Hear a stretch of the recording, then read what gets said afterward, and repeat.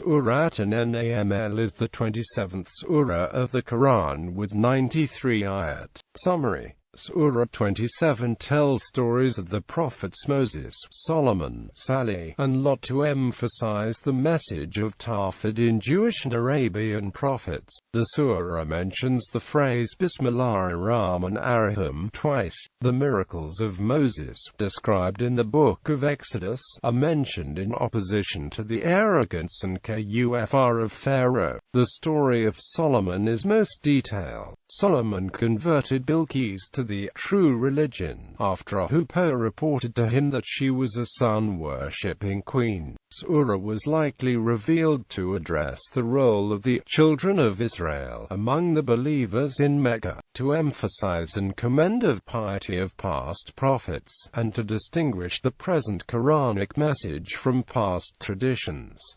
Significance of title. The surah's name is taken from the ants whose conversations were understood by Solomon, similar to Surah 13 and Surah 29. The answer has no thematic significance in the surah beyond it being a familiar phrase amongst believers, a reminder of the surah's story of Solomon. It should be noted, however, that ants hold a privileged status among animals in Islam on account of the story of Solomon. Hadith literature tells of Muhammad forbidding Muslims to kill the ant, hoopoe, or shrike. It is no coincidence that they are all featured in Surah 27 and that Surah 16 is entitled the bee. One interpretation for the ant's theological significance coincides with its role historically. As written in the 1993 edition of the Encyclopedia of Islam, since early antiquity, ants have been an object of admiration on account of the feverish activity with which they provide for the sustenance and the perfect organization of the societies. Quote, "This perfect organization under one cause correlates well with the Islamic idea of obedience, or ibadah."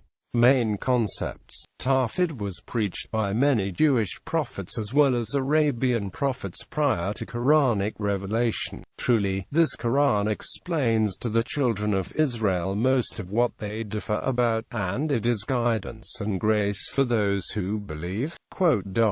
God has no equal as a creator. All those who associate others with God are guilty of shirk. Earthly knowledge is nothing compared to God. Only those with open ears and eyes will turn to God. Disbelievers of the message of God will have no hope come Judgment Day. The revelation is a clear warning. Surah 27 reiterates that all humanity must turn to God without delay. Chronology. Surah 27 is agreed to be a Meccan surah from the middle of the Meccan period. Tafsir al-Jalalain notes that some exceptions exist. Ayat 52 to 55 are from the Medinan period. Ayat 85 was revealed during the Hijra to Medina. Noldik's chronology. Orientalist Theodore Noldik's chronology places Surah 27 as 68th out of 114.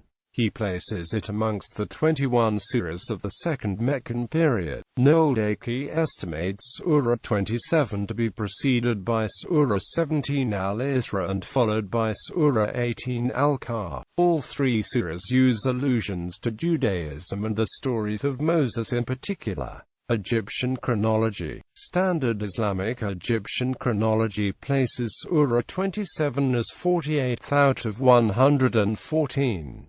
In this order, it comes before Surah 28 al-Qasas and after Surah 26 al-Shu'ara, following its order in the standard Uthmanic Quran. Amongst all three surahs and all surahs numbered between 19 and 32, the account of revelation begins with mysterious letters, the meaning of which is speculated amongst them and among others remains unknown. They are speculated to have been variant Arabic dialects. Surah 27 begins with the words Tasin, as evident in Tafsir al-Jalalain. These words are sometimes interpreted as mysteries of God, signs to believe. Structure. Surah 27, as a mid-Meccan period surah, can be interpreted multiple ways in terms of structure. Thematically speaking, the surah progresses across several subjects. Declaration of Qur'an.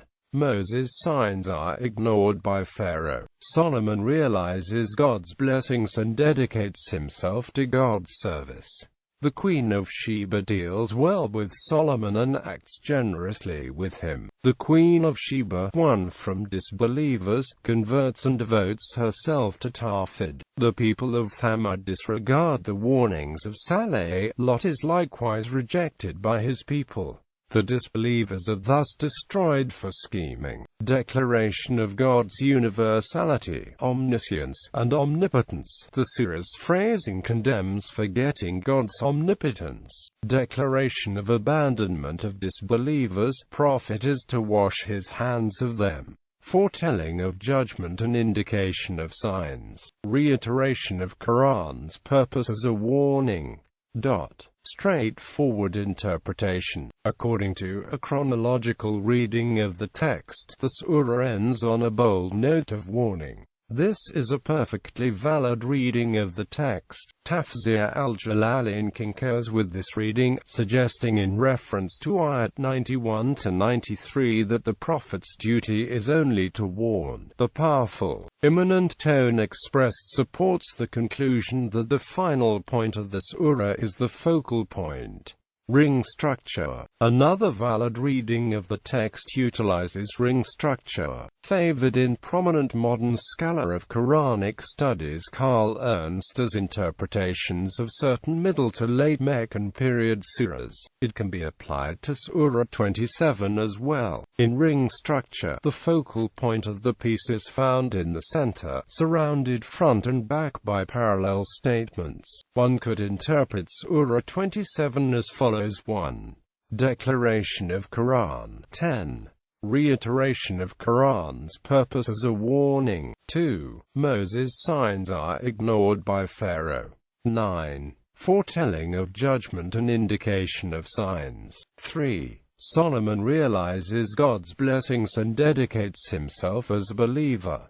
4. The Queen of Sheba deals well with Solomon and acts generously with him. 5. The Queen of Sheba, won from disbelievers, converts and devotes herself to Tawhid. Note: combining the story of Solomon as a whole allows one to view the story holistically as a motif for Tawhid and the believers. 6. The people of Thamud and of Lot reject the prophets and are destroyed.